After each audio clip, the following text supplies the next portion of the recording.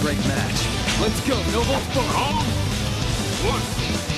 If you let him get too close, I will take you out! Oh no!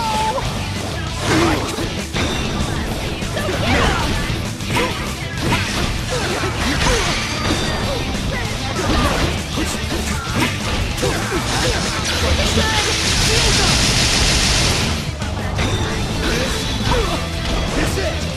Get on the back! I'm not gonna give it up. Use this to finish it! Ready for this? Shock that you can't move!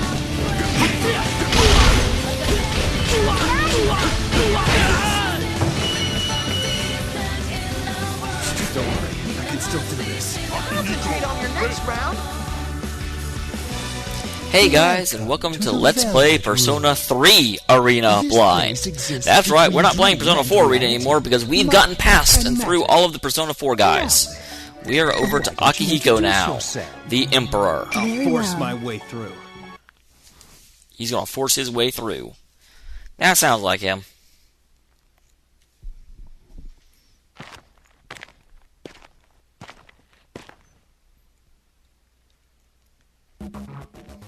I'm a long way from home. Did I say South American alleyway? Ever since I left Japan, I've been constantly searching for places to test my strength. Before I knew it, I wound up on the ass end of the globe. As I walked down a dark alleyway, a dry wind blows. You gonna run to Blanca? I can see people inside the buildings, but I don't sense any life here. Just because it's quiet doesn't mean there's anything close to safe, though. Well, it just shows that not everywhere in the world is affluent. I sense a hostile presence from somewhere. Glance around and see two thugs smirking at me with narrowed eyes. Why would anyone pick a fight with a dude in a cape and a is that a dagger on his hip? Good lord. Okay, it's meat. Those thugs. See, looking large man and a thin man stand before me. Yo, bro, the lucky thing we noticed you. Come on, man, spare us some change. We just need a little, man. We'll double it in no time in that gambling den over there. You're in my way. Move it. The thugs are momentarily stunned by my answer, but their shock quickly dissolves into anger. And we were being friendly. I should have pulled this on you at the start. The large man's words produce a full side of spittle as he simultaneously whips up what he believes is his trump card. It's a gun. He waves the muzzle in front of my face in a threatening Body manner. like that, and you gotta resort to a gun? Pathetic. To begin with, do I really look like I carry that much money on me? Ain't you Japanese? Most Asians stupid enough to come once around here are loaded. Come on, give me everything you got, or it's gonna be your brains on the floor. The large man is quite short-tempered. I wonder if his mood swings are due to a lack of calcium in his diet. I guess you really don't get too close when what you eat when you live in a place like this. Choose what you eat. I can't read. The large man apparently realizes that he can simply take my cash when I'm dead. His fat finger squeezes the trigger before I can reply. A gunshot rings out and sends shockwaves through the alley's dry air. Son of a bitch! The large man stands stupefied. He recollects himself and throws a few more rounds my way. What the? What kind of hit him? It's because I'm dodging his shots, not the bullets. They obviously move faster than the human body. When a slow man uses a gun, the problem is he has to point the gun where he wants to send the bullets, and I can see him doing that. I'm just reading the gun's movements, getting out of his line of fire before he shoots. It's that simple. I bet he thinks there's something wrong with the gun, or he's not aiming well. Some people. I think he's the embodiment of the phrase, a big head and a wit. He never realizes what's happening. I dodge his hail of bullets and quickly close the distance to my attempted murderer. I get a good look at his face, contorting in fear and confusion. I strike once, burying my fist into his porcine gut. His body lifts off the ground for a brief moment before it collapses to the ground backwards. The massive impacts leaves a huge cloud of dust, and the man doesn't stir from his place in the ground. Be more careful who you pick your fights with. You bastard! The thin man pulls something out of the gun. From his pocket, I hear the loud click of switchblade being unfolded. He drops into a crouch, coiled and ready to strike. At least you know the basics. The reprobate extends his arm and thrusts the dully shining knife towards me in a telegraphic attack. I get inside his arm, swipe the attack angle of my blade out of the way with my right hand and connect with my left hand underneath his jaw. Since he attacks in the most obvious fashion, I repel the attack with the most obvious counter. The uppercut lands flush, and the man's cast into the air as he utters an undignified scream. I gotta hand it to you for not abandoning your pal. Sheesh. I didn't come on this journey to waste my time getting straps I don't even rate as a good warm-up. Although, honestly, pretty much all that I'd encountered so far in my training was a continuous morass of tedious quarrels. Now, up ahead. Huh? I noticed the dust from the fat man's landing has gotten on my cape. I brush it off. This is the only mark that I took from the encounter. Bodily injuries will heal over time if they're left alone, but the same can't be said about one's clothing. Damn, that was impressive stuff. Someone speaks to me out of the blue. I glance over and see a man who looks like a bartender hesitantly emerge from a nearby bar. It seems he was watching the whole thing unfold. What a fight! And against a man with a gun? Are you a ninja or something? That's not important. Where are the police? I'd have thought all the gunfire would catch their attention. The bartender responds to my bewilderment by laughing, in even more dumbfounded manner and shrugs. Things like that happen all the time. The only authority here is the cartel. Everyone who's not connected dies in poverty. That's been how it works for over 50 years. I see. Those who are not connected. On hearing that, a bitter feeling wells up inside me. Everything in the world relies on connections, and connections are just another form of power. People say that that's what most important is. It can't be obtained with power, but I figure that means the other 99.9% of everything is simply a matter of power. That includes one's lifespan. And, at times, the lifespan of those close to you as well. Hey, why not stop in for a drink? It's on the house. Seeing what you did made my day. The bartender's cheerful voice snaps me out of my ruminations. Are you sure? The cartel you mentioned might not like that. Hey, I'll get off easy compared to you. All I did was offer you a drink, not beat the hell out of their goons. A drink, Do you have the good stuff in stock? Huh? It's hard to obtain that certain something around here. I haven't had any for a couple days now. Actually, I'm starting to go into withdrawal. What is it you're talking about, mister? Listen, I run a clean bar. Protein. I need a double shot of protein. Huh? Bro. Make it quick. It's only half as effective 30 minutes after I burn some calories. Sorry, I don't know that brand. Is that some kind of sake? No. It's alright if you don't have any. Sheesh, what am I thinking? You never know unless you try, but it was pretty stupid of me to expect a bartender at a dive bar would have a protein drink. I shake my head and collect myself. When I finally return to Japan, I'll have all the protein my muscle fibers are crying out for. Sounds great just thinking about it. Mountains of protein. Protein as far as the eye can see. But my daydreams of what a world of infinite protein would be like are interrupted. I take out my cell phone and see that I've received an email. There are 3 important things on the sub-display. The first thing is an icon that tells me the international roaming service is in effect. Second is the name Kirijo. And the last thing is the word urgent. Looks like opportunity's knocking sooner than I expected. I can't hide my smirk. The fact that the message is urgent means that I'm being summoned for a mission. I haven't found any opponents worth my time here anyway.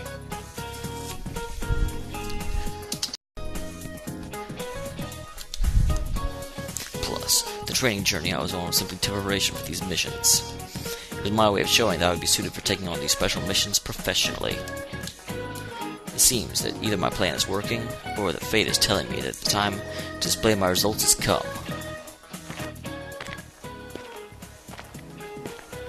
I can't wait to see what kind of challenge there is in store for me now. I imagine what this unknown enemy could be and thrust my left fist proudly towards the foreign winds. I can't keep my body from trembling with excitement as I plant my fist into my right palm. No, I'm not saving. Oh, maybe he's not asking. Kind of felt like it was about time for it to ask. Early morning, May 3rd, Japan. After a flight that took over half a day, I arrive in Japan. Every time I fly, it always strikes me of how cramped the seats are and how boring long flights are. Considering that we're being placed in a hypoxic environment. It's a waste now to equip seats with per decks or give us access to some cardio equipment. As I head towards the arrival lobby while thinking about my ideal airline, I hear something I haven't heard in a while. A newscaster reporting in my mother tongue. It's May 3rd, Constitution Memorial Day. Our top story today is an update on the hijacking 2 days ago. So that's the hijacking that everyone else... I didn't collect that with Naoto. But yeah, the hijacking that everyone else is hearing about is when Labras was stolen. 5 men attempted a daring hijacking of a domestic airline. The first such incident in Japan in the 21st century. Police began their official interrogation of the arrested suspects this morning. But all depositions have been vague so far, with suspects complaining of muddled memories. Psychiatric exams are being considered. That must be the incident she mentioned in her email. 2 days ago in Japan, a jumbo jet bound for Kagoshima was hijacked by a group of 5 men. The hijacking attempt was quickly dealt with because of the hijackers' half-hearted planning, but there was a bigger issue. Unbeknownst to the public, the passenger flight that was hijacked was going to have a very important piece of cargo loaded onto it. During the confusion surrounding the hijacking investigation, the cargo seems to have been stolen before it was loaded onto the plane. The hijacking was just a smokescreen for the real crime. Using a hijacking as a distraction for simple cargo theft is pretty daring, but it's also desperate and risky. My mission is to retrieve that cargo from whoever wanted it so badly. This is a situation that can be just left to ordinary policemen. The cargo is extremely dangerous. The retrieval has to be done discreetly due to its sensitive nature. I look away from the monitor and begin walking again. My cell phone immediately begins ringing as if the caller was watching me the entire time. The name Mitsuru Kirijo appears on the sub-display. Mitsuru Kirijo. She's the one who summoned me here for this mission. I didn't tell her any details about the return flight, but she must have found information on her own and called after learning of my flight's arrival. She's still as prepared as ever. I should probably answer the phone, but I think I want to make her wait a little bit. It's me. It's been a long time, Akihiko. I'm sorry to call you back on such short notice. Don't worry about it. I was at a good stopping point. Mitsuru has a much greater standing in the group than I. We've been classmates since middle school, and she fought alongside me in my biggest battle. I have the feeling that the only reason we were able to pull through with such an ordeal was that we helped each other back then. Who's our next enemy? Don't be so impatient. You received the brief I sent you, right? What I didn't say directly in it is that the stolen cargo was from Ergo Research. I figured it would be Kirijo group related, with you having to call me back. Most ordinary people in Japan would have at least heard of the name Kirijo. The Kirijo Group, a large conglomerate of one of the few in Japan that can boast a large market share overseas. Their influence is so ever-present that they touch many aspects of the typical citizen's daily life. Mitsuru is part of that organization. In fact, she's the only daughter of its founding family. She grew up with untold responsibilities and expectations, and has been forced to navigate tumultuous social situations ever since she was young. That's why she has a refined personality, maturity beyond her years, and strong leadership skills. Although, the same circumstances always expose her to occasional surprising lapses into naivety. What was inside this cargo? The 5th generation anti-shadow suppression weapon, Labras. An anti-shadow weapon? Does that mean... Yes, she's one of Aegis's sister units. She was sealed at the time of the robbery, but we think it's very likely that she's been activated by now. Which means there's a good chance there'll be a fight. Alright. Yeah, this would be too much for the normal authorities. Sounds like it'll be right up my alley. The man who ran the group 2 generations ago, Koetsu Kirijo. He was the founder of the group and also Mitsuru's grandfather. Around 10 years ago, a certain research that man was performing brought a huge distortion into the world. The forces that create that distortion were known as shadows. I guess the best way you could describe them would say that they're monsters incarnated of darkness in people's hearts.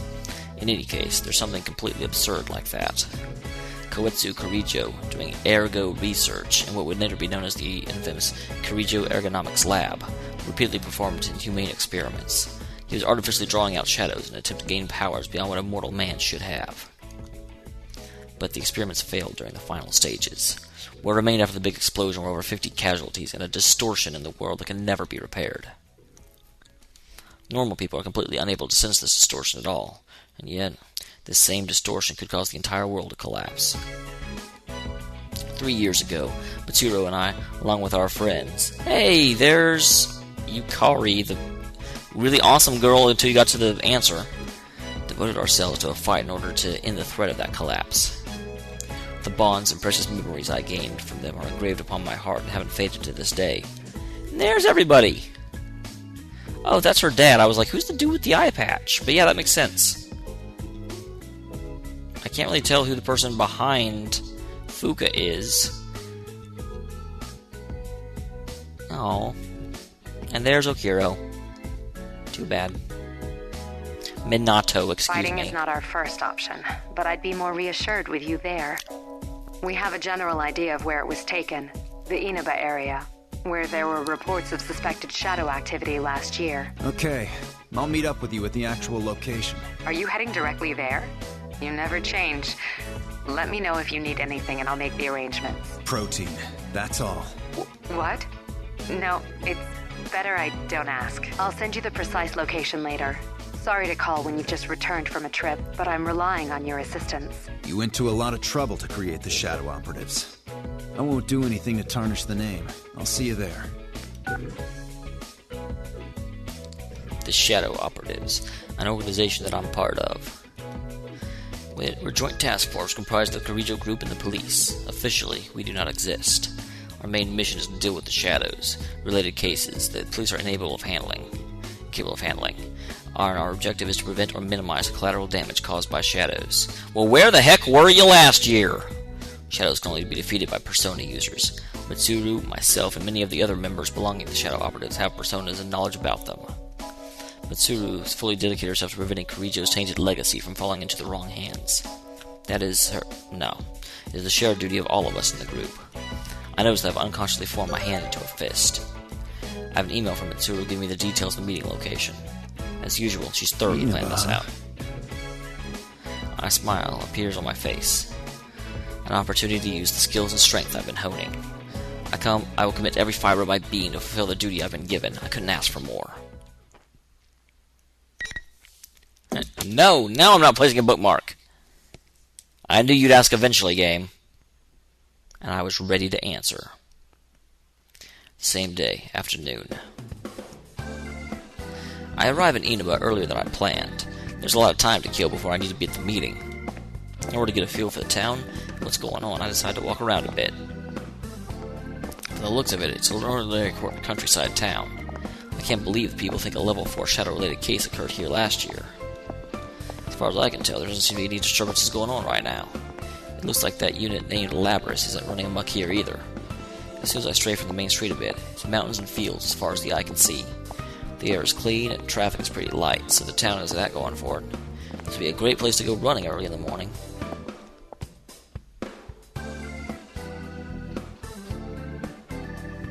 Oh, Inaba Station.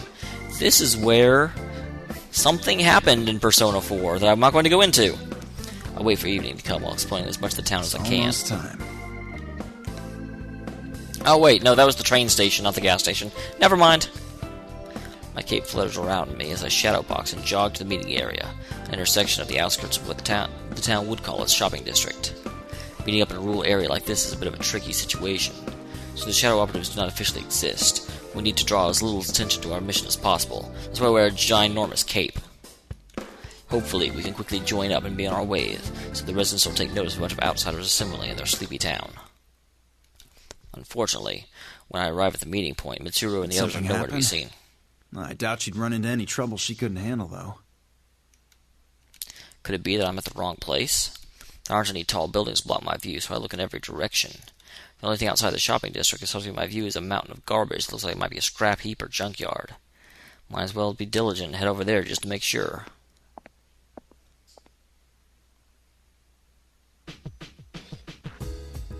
I enter the area and it's full of all kinds of junk. Cars and household appliances, large and small, are piled into small artificial mountains. I adjust my footing and begin to climb up the stacked trash. Looking down, I spot a long black limousine that is completely out of place in this tiny town. I come to the realization and sigh. Of course. They'd stand out no matter where they were, so they could only park here. Two of my friends are standing by the limousine. A woman decked out in a fur coat and a mechanical girl. It's Mitsuru and Igus. Right before I call out to them, Igus does something bizarre. She extends her right arm towards the TV screen in front of her and... Ike's hand is passing right through the screen. Her steel fingers aren't just breaking the TV screen, they're definitely going inside it. Concrete rings of white light are rippling forth from where she inserted her hand. It's the same as mine. It's hard to say definitively since this is my first encounter with it, but I believe this reading is from a personality module. Does that mean our retrieval target is inside the TV? I don't understand how or why, but it seems people can enter that TV. If that's the case, it would be the perfect place to hide stolen cargo. That makes things easier. Sounds like fun. The two of them look surprised. Akihiko? I leap off the mountain of trash and land in front of them. You didn't show up at the rendezvous point, so I went looking and found you here. This whole TV thing is pretty interesting.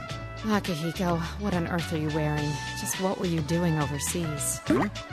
Didn't I tell you that I was on a training expedition? Don't tell me you came here from the airport like that. Does the concept of keeping a low profile mean nothing to you? I take a glance at Mitsuru, and I can tell she's summoning up her coldest stare.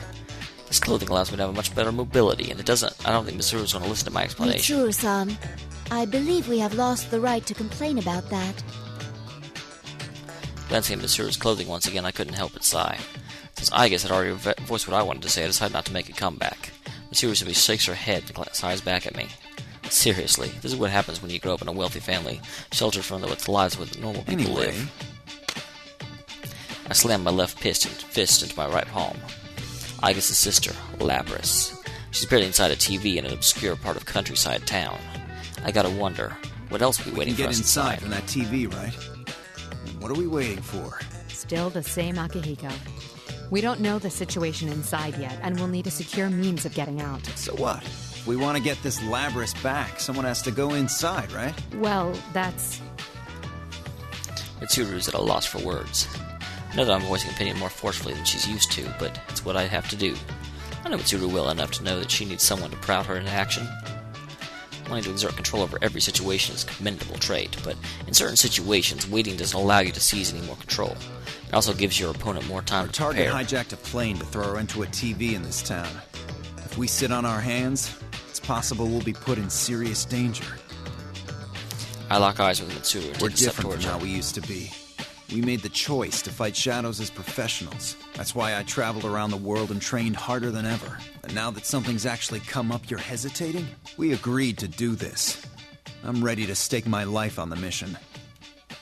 3 years ago, I had said that it was my duty to help the fight, but looking back on it now, I know a lot of it was just for kicks. Seeing myself definitively become much stronger and experiencing that personal growth was incredible. Becoming stronger felt like it would satisfy some deep desire within me. And if I died giving my all against a really powerful opponent, I didn't really mind the thought of going out like that either. I was honestly fighting for myself more than anyone else. But now, something's changed in me. I wander around the world with something in the back of my mind constantly nagging at me, something about not having a grasp on some part of myself. I know that I want power, the power to protect others. But that feeling has always been there. There's still something else, though, something different. With a few seconds of silence past, Mitsuru's eyes narrow. Her eyes are filled with a steely determination. All right. Wait right here. I need to go make a phone call first. Okay, but make it quick.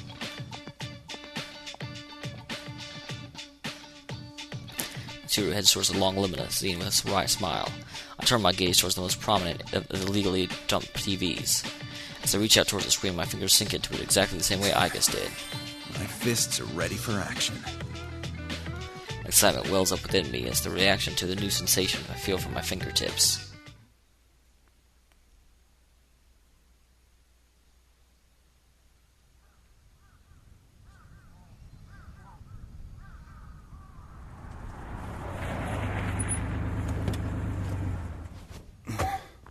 The other members will wait here in the car. Yeah. If we all barge in and something happens, they'll be devastated. Now that you mention it, at least one of us should be staying behind as well. I am not staying.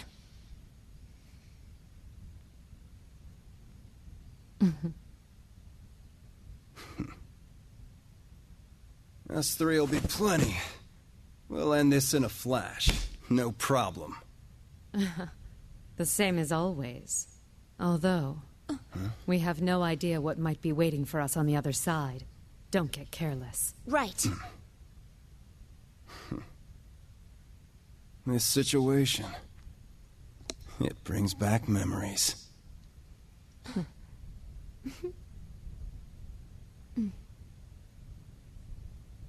Ready!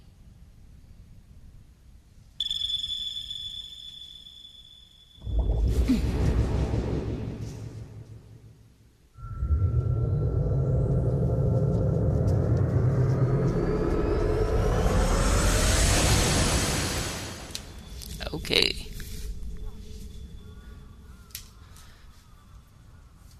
So don't show Naruto? I don't know why it would.